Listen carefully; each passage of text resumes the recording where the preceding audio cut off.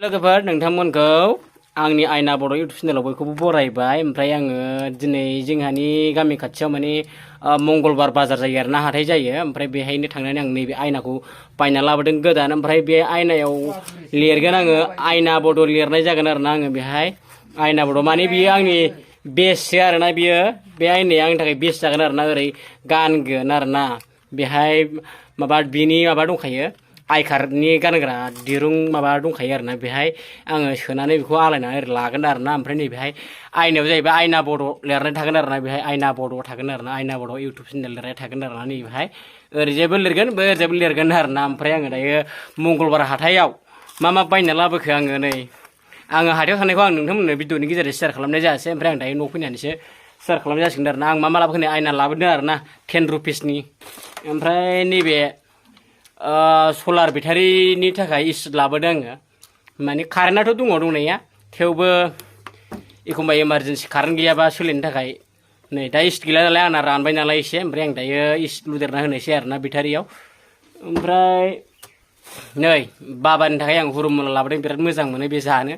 जोंना बाबाया नै दा ख्राव ख्राव जागासिनो आरोना, लान्थासो हनै जोंना बाबाया। गोथाव बिराद मोजां मोनो बेयो हुरुमुला जानो जोंहानि बाबाया। ओमफ्राय बे 10 रुपिसनि आरो 10 रुपिसनि मोनबेसे मोनोथाय 1 2 3 4 नो मोनलाबाय पास 10 थाखानि 10था मोनो आरोना हुरुमुलाखौ 10 थाखानि 10था मोनो। ओमफ्राय आं मा लाबोदों ओमफ्राय आंनो हरनाया हनै, ओमफ्राय जुखाम बेगर ओरैनो जास्ट एसेल' मोनथारो नै 30 थाखानि बिहराखै, 30 थाखानिल' लाबोदों माथो एसेल' मोनथारो। उनाव बायदेरबावनोसै आरोना, जुखाम बेगरमोन आरोना बियो, जुखाम जानो गोथाव मोनो बेनिखायनो जुखाम लाबोदों आरोना। 30 थाखानिल' बे लोगोफोर, 50 ग्रामल', 100 ग्रामाव 60 थाखानो, दायो 50 ग्रामल' लाबोनाय जादों आरोना आङो। ओमफ्राय उनाव बायदेरबावनोसै, बाबाया एसे बुरजा लाबोबानो जायोमोन होनना बुंदों नालाय, 30 थाखा बिहरगोन 30 थाखाल' लाबोदों आरोना। ओमफ्राय आं उनाव बायदेरबावनोसै। स' ओमफ्राय आरो मा लाबोदों नै, नैबे जाबाय माबे बे 20 रुपिसनि, बेखौ जोंहानि आइया जानो न' सिबदोंमोन आरोना, जिरायना दङ। 20 रुपिसनि जुलाफि लाबोदों आरोना, मेथाइनि जुलाफि बियो 20 रुपिसनि। ओमफ्राय मा दंबावो नै, दिनै हलि खेला ना, हलि खेलानि थाखायनो गस्ला स्पर्टिं लाबोदों आं नै, वाइट कालारनि स्पर्टिं। दिनै आबिरानो नांजोबगोन नालाय, गुफुरावसो नाङो नालाय, बेनिखायनो आं गुफुर वाइट कालार लाबोबाय आङो। प्लेन नागिरदोंमोन, प्लेन मोनबोआसै आरोना। ओमफ्राय बेखौनो लाबोबाय आङो, दामाबो गोगोमथार 250 लानाय जाबाय आरोना। उफाय गैया लाबोबाय। 300 420 रुपिस होननानै बुंबाय थायो। ओमफ्राय उफाय गैया, आं बिसिथ' खमायनो होननानै 250 लाना फैनांबाय आरोना। 200 बिदोंमोन, 200 मोनासै आरोना। उफाय गैया, बिसोरबो लाब जानांगौ नालाय दखानदारफ्राबो लाना फैबाय आरोना। आं 250नि 300 बिबाय थाबावदोंमोन, बिसोरलाय मा होनो मा होना आरोना दखानदारफ्रालाय। ओमफ्राय बिना लाबाय आरोना, हारसानिसोमोन नालाय बियो, बर'नि गालामाल दखान गैयामोन नालाय, ओंखायनो नै दायो लाना फैबाय आरोना,